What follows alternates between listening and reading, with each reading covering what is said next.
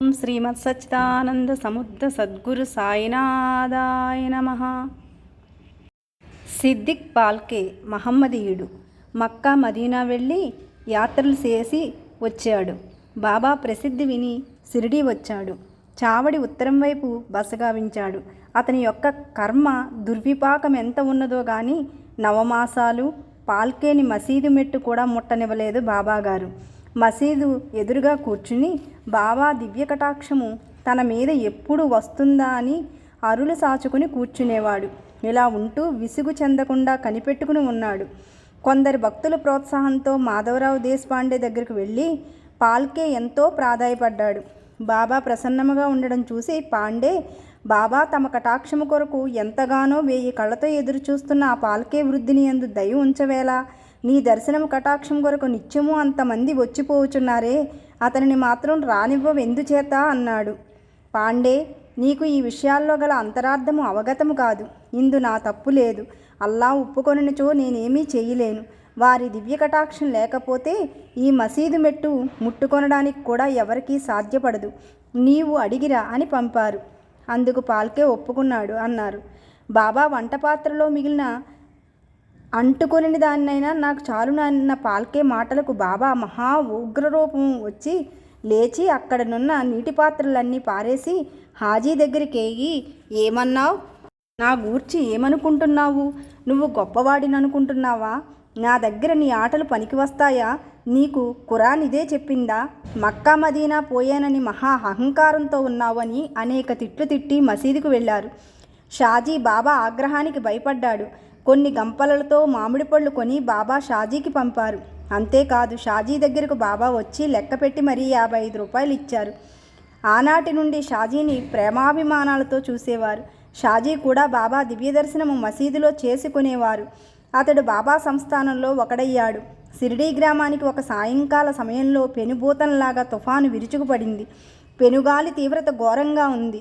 ఉరుములు మెరుపులు ప్రజలను భయభ్రాంతులను చేసింది. జలధారలు భూమంతా నీటిని నింపాయి. జనులందరూ భయంతో కంపించిపోతున్నారు. గ్రామంలో ఉన్న దేవతలెవరూ ఆ పెను తుఫానును నివారించలేదు. అందుచేత భక్తులైన ప్రజలందరూ వచ్చి ఆలాహలమునకు భయపడి 14 భువనవాసులు పరమశివుని శరణుజొచ్చినట్లు బాబాను శరణు కోరారు. దానికి బాబా మసీదు దిగివచ్చి ఆకాశం వంక చూసి, శాంతించు, నీ ప్రచండ తీవ్రతను తగ్గించు, నెమ్మది చూపు అని ఒక సింహగర్జన గావించారు. వెంటనే పెనుగాలి తీవ్రత తగ్గి శాంతి రూపం దాల్చింది. ఆకాశమంతా చుక్కలతో చూడవచ్చింది. వచ్చిన గ్రామ ప్రజలు బాబాకు సాష్టాంగ నమస్కారాలు అందించి ఎవరి గృహాలకు వారు వెళ్ళారు. కొన్నాళ్లకు సరిగా మిట్ట మధ్యాహ్న సూర్యుడు నడినెత్తిపైన ఉన్న సమయమున హోమగుండం అనగా దుని నుండి అగ్నిదేవుడు ఎప్పుడూ లేనట్లు 1000 నాలుకలతో మసీదు దూలాలను చప్పరించడానికి తయారయ్యాడు. మసీదులో ఉన్న వారంతా మంటలు చూసి మహాభయము పొంది ఇంక ఈ మసీదులో ఉండడం ప్రమాదమని భక్తులందరూ అనుకుని ఆ సమయాన సాయిబాబా తన చేతికరతో తన ప్రక్కనున్న స్తంభాన్ని తాటిస్తూ, శాంతించు, తగ్గు తగ్గు అన్నారు. అలా మంటలు క్రమంగా తగ్గుముఖం పట్టాయి. అంతే హోమగుండం యథాప్రకారంగా అయింది. శాంతితో అందున్న భక్తులు ఊపిరి పీల్చుకోగలిగారు. ఓం శ్రీ సాయిరాం సదా వరప్రదః. ముంబై కాపురస్తుడు కాకాజని షిరిడీలో బాబా మహా గొప్పగా గోకులాష్టమి ఉత్సవం జరిపిస్తారని ప్రతీతి విని కాకా షిరిడీ ప్రవేశించాడు. బాబాని దర్శించాడు. వెంటనే బాబా, నీవు బొంబాయి ఎప్పుడు వెళతావని అతనిని ఆశ్చర్యపరిచారు. అంత అద్భుతాశ్చర్యాలకు గురి అయిన కాకా మహాజని తన ఆజ్ఞ ఎప్పుడైనా అప్పుడే అన్నారు. అలాగైతే రేపే వెళ్ళు అన్నారు బాబా. ఇంకా బాబా ఆజ్ఞ తప్పరాదని కాకాకు తెలిసిన విషయమే కదా. వెంటనే ముంబై చేరి తన ఆఫీసుకు వెళ్ళేసరికి అక్కడ వాని యజమాని కాకా కొరకు 1000 కళ్ళతో ఎదురు చూస్తున్నాడు. ఆఫీసు మేనేజర్కు హఠాత్తుగా శరీర ఆరోగ్యం వికటించి దానివలన కాకా మహాజని తప్పకుండా ఆఫీసులో ఉండవలసిన అవసరం వచ్చింది. అతని యజమాని కాకా షిరిడీ నుండి తొందరగా రమ్మని జాబు వ్రాయిగా ఆ లేఖ షిరిడీ వెళ్ళి మళ్ళీ బొంబాయి తిరిగి వచ్చింది కూడా. సాక్షాత్తు భగవదవతారమూర్తులకు బాబావారి దివ్య దర్శనానికి వెళ్ళిన వారికి కానీ, లేదా వారి సేవలోనే జీవిత సమర్పణ గావించు వారికి కానీ ముందు జరగబో విషయాలన్నీ తెలియజేయును. బాబు సాహెబ్ ధూమల్ న్యాయవాదిగా మంచి పేరు సంపాదించారు. ఒకప్పుడు నిపాట్ కోర్టుకు ప్రయాణిస్తూ మధ్య మార్గంలో ఉన్న బాబా దర్శనానికి షిరిడీ వెళ్ళారు. బాబా దర్శనం చేసుకుని వెళ్ళడానికి ఆజ్ఞ ఇమ్మన్నాడు. నీవు ఇక్కడే 1 వారం ఉండాలి అన్నారు. అనంతరం బాబా సెలవు తీసుకుని నిపాడు నేరుగా మెజిస్ట్రేటుకు కడుపు నొప్పి రాగా వీరి కేసు వాయిదా వేశారు. అంతేకాదు మరి 4 నెలల వరకు కేసు నలిగి చివరకు దూమల్కే విజయం లభించింది. బాబా భక్తకోటిలోని వాడైన నానాసాహెబ్ నీమోన్కర్ భార్యతో కలిసి కొంతకాలం షిరిడీలో ఉన్నాడు. అతడు గౌరవ మెజిస్ట్రేట్. అపార భక్తి విశ్వాసాలు గల ఆ దంపతులు బాబా సేవగావిస్తూ మసీదు నందే ఎక్కువ కాలం గడిపారు. వీరి కుమారుడు బేలాపూర్లో చాలా అనారోగ్యం చేసి బాధపడుతున్నాడు. తన కుమారుని అచ్చట గల బంధుమిత్రులను చూసి అక్కడ కొన్ని రోజులు ఉండాలని తల్లి మనసులో అనుకున్నది. భర్త మాత్రం బేలాపూర్ వెళ్ళడానికి ముందుగా ఆమె బాబా దర్శనం గావించింది. సాటేవాడాలో నానా మొదలైన వారితో బాబావారున్నారు. సాష్టాంగ వందనాలతో బేలాపూర్ వెళ్ళి తిరిగి రావడానికి బాబాను అనుమతి కోరింది.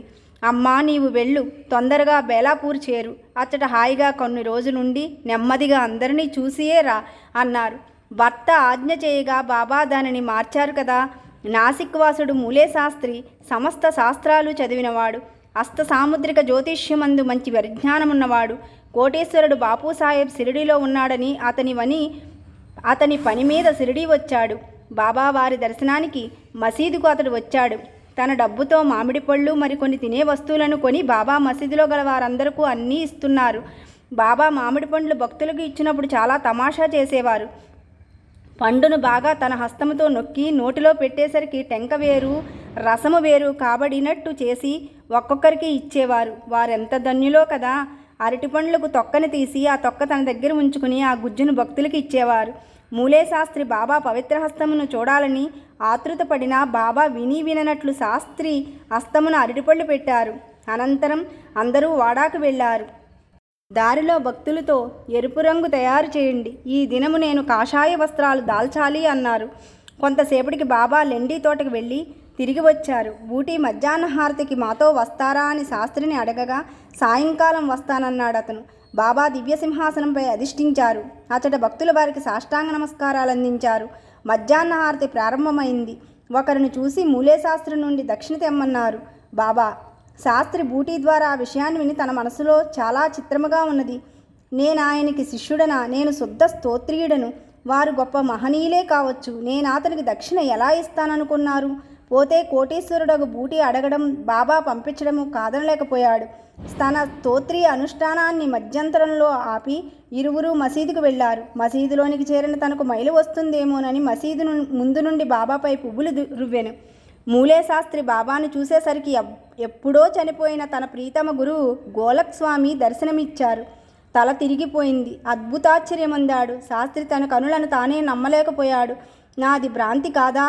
ఎన్నో సంవత్సరాల క్రిందట గతించిన తన గురువు ఇచ్చట నాకు దర్శనమిచ్చుట ఏమిటి అనుకుని అనుమానాన్ని విడిచి మసీదులోనికి భక్తిభావంతో వెళ్ళి తన గురువు పాదారవిందాలపై పడి సాష్టాంగ దండ ప్రణామాలు చేసి నేత్రాలు మూసుకుని కొంతసేపు గురుధ్యానమాచరించి బాబాను గాంచి మైమర్చెను.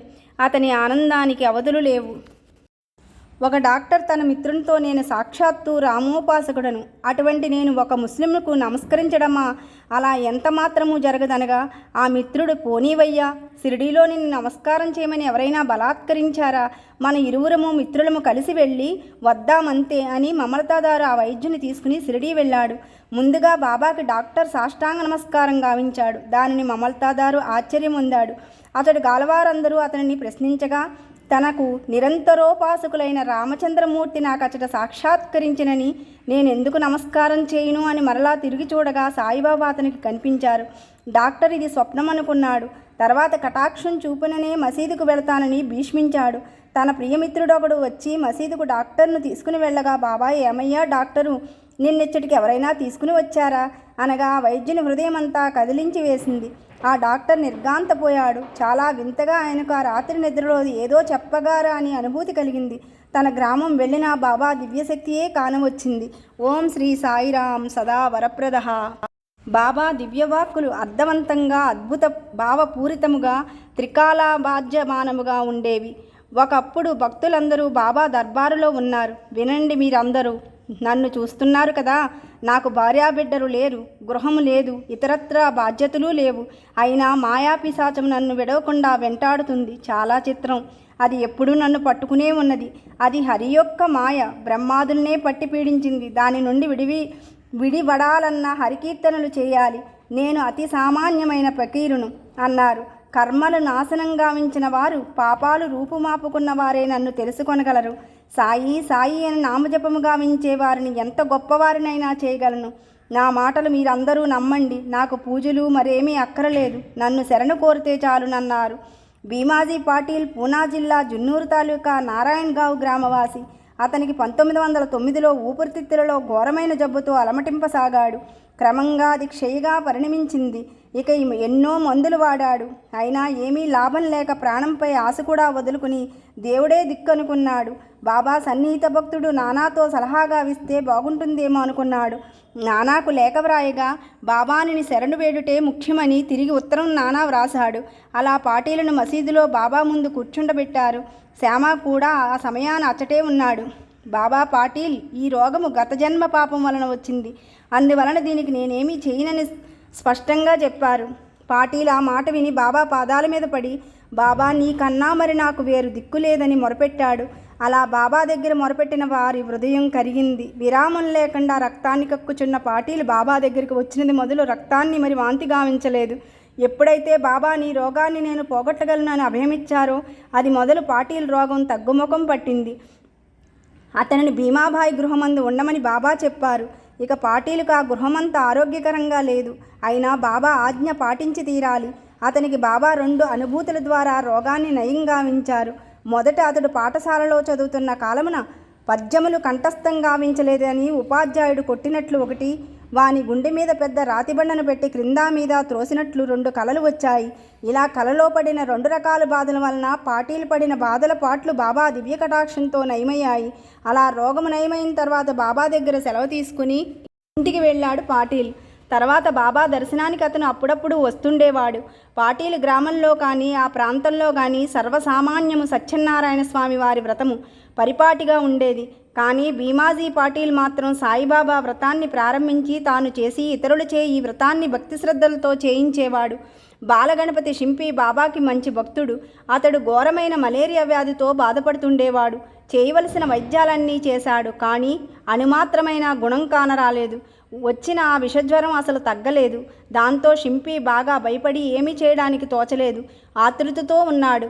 బాబా ఉన్నారు, వారి పాదాలే పట్టుకుంటానని తొందరగా షిరిడీ పరుగున పోయాడు. అక్కడ బావురుమని బాబా పాదాలపై వ్రాలాడు. షింపి, నీవేమీ భయపడకు, నేనున్నాను. అదిగో కానవస్తున్న ఆ మహాలక్ష్మి మందిరం దగ్గర ఉన్న నల్లకొక్కుకు పెరుగన్నం భక్తితో ప్రసాదంగా పెట్టు అన్నారు. షింపి మాత్రం బాబాపై సంపూర్ణ భక్తి విశ్వాసాలుంచి ఇంటికి వెళ్ళగా పెరుగన్నం సిద్ధంగా ఉండుట చూసి పరమానందంతో దానిని తీసుకుని మహాలక్ష్మి మందిరానికి వెళ్ళేసరికి అక్కడ ఒక నల్లకుక్క తోకాడిస్తూ ఈతని కొరకు చూస్తోంది. బాబాకి హృదయపూర్వకంగా ప్రణామాలు అర్పించి ఆ నల్లకుక్కకు తెచ్చిన పెరుగన్నాన్ని సమర్పించాడు షింపి. అంతే, ఆ అన్నం కుక్క తిన్నది. బాబా ఆశీర్వదించినట్లుగా భావించాడు. అప్పటి నుండి బాలగణపతి షింపీకి అతని జీవితంలో ఇంకా మలేరియా వ్యాధియే రాలేదు. కోటీశ్వరుడు బాపు సాహెబ్ బూటి బాబాయందు ప్రతిభతో గల భక్తి విశ్వాసాలతో ఉన్నవాడు. అలా ఉండగా ఒకప్పుడు అతనికి జిగట విరేచనాలు, వాంతులు విపరీతంగా జరిగి ఎంతో బాధ అనుభవిస్తున్నాడు. అతని వెంట ఎన్నో రకాల మందులున్నాయి. వాటి వలన అనుమాత్రము లాభం లేకపోయింది. అనారోగ్యంతో బూటి చెప్పలేనంత నీరసంతో బాగా చిక్కిపోయాడు. కనీసం బాబా దివ్య దర్శనానికి కూడా వెళ్ళలేనంతగా నీరసించాడు. బాబా బూటీని మసీదుకు రప్పించి తన ముందు కూర్చుండబెట్టుకున్నాడు. తన తర్జనీ వేలుతో నీవి విరేచనాలు చేయరాదు, వాంతులు కూడా రాకూడదు అనగానే జిగటి విరేచనాలు, వాంతులు బూటీకి వెంటనే ఆగిపోయాయి.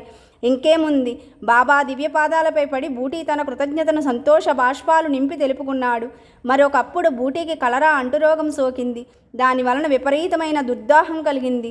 వైద్యుడు పిల్లే రకరకాల గొప్ప గొప్ప ఔషధాలు ఇచ్చినా ఏమాత్రం నయం కాలేదు. ఇంకా అన్నీ విడిచి బాబానే బూటీ శరణు కోరాడు. అప్పుడు బాబా బూటీని చూసి, నీవేమీ భయపడకు, నేనుండగా నీకేమీ కాదు. బాదం పప్పు పిస్తా నానించి ఉడికించి పాలు పంచదార వేసి తీసుకొనమని చెప్పారు. ఈ విషయం పిల్లే మొదలైన వైద్యులు విని బూటీ అలా తింటే ఇంకా రోగం ఎక్కువనని చెప్పగా బూటీ మాత్రం వారి మాటలు నమ్మక బాబా ఎందే మనసుంచి వారి చెప్పినట్లు చేశాడు. బాబా మహామహిమ వలన బూటీకి వెంటనే రోగం పోయింది. అళింద స్వామి బాబా దివ్య దర్శనానికి వచ్చాడు.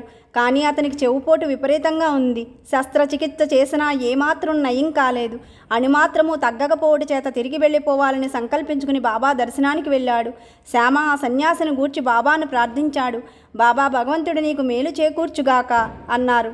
అలా ఆ సన్యాసి పూనాకు వెళ్ళి అచ్చటి నుండి నాకు చెవిపోటు వెంటనే తగ్గింది. తమరు నాపై కృపను చూపండి అని బాబాకి లేఖ వ్రాశాడు. చెవి బాగా వాపు పుట్టింది. ముంబై వెళ్ళి శస్త్రచికిత్స చేయమని డాక్టర్లకు చూపించగా అక్కరలేదని అచ్చట అతనికి సలహా ఇచ్చారు.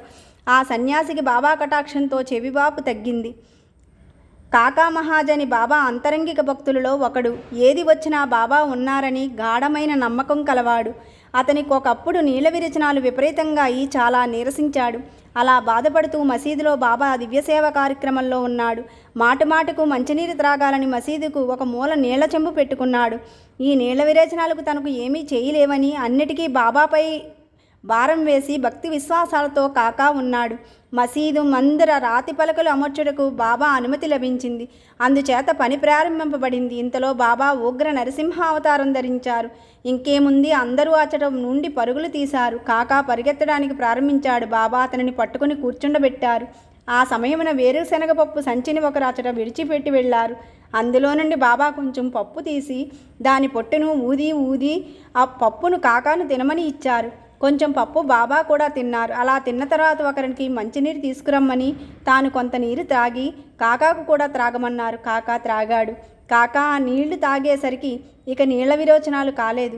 ఇప్పుడు రాతి పలకల పని చేయవచ్చును అన్నారు బాబా. వారు అలా ఉగ్రులగుట కాకా రోగం మీదనే అని తరువాత అందరూ తెలుసుకున్నారు.